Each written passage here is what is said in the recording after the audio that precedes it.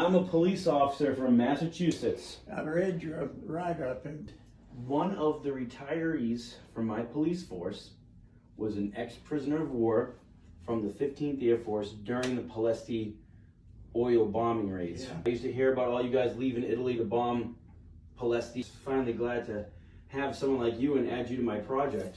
sit down, please. Rifle. That's it, sir. I never had a rifle. You had it in basic training.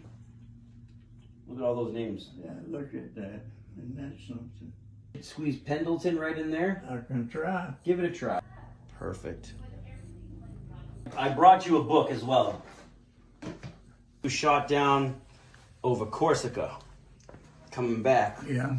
You know, and his plane is still there, right outside Corsica, under the ocean. There was a movie made. I'm gonna have you hold this with these strong muscles of yours right there. You got it? Yeah. Can I turn it around with the barrel in that direction? Yes, sir. That's a bit easier for me. 1, 2, and 3. Group in the whole 15th Air Force that had 3. We were very fortunate. And how old are you, Andy? 99. Amen.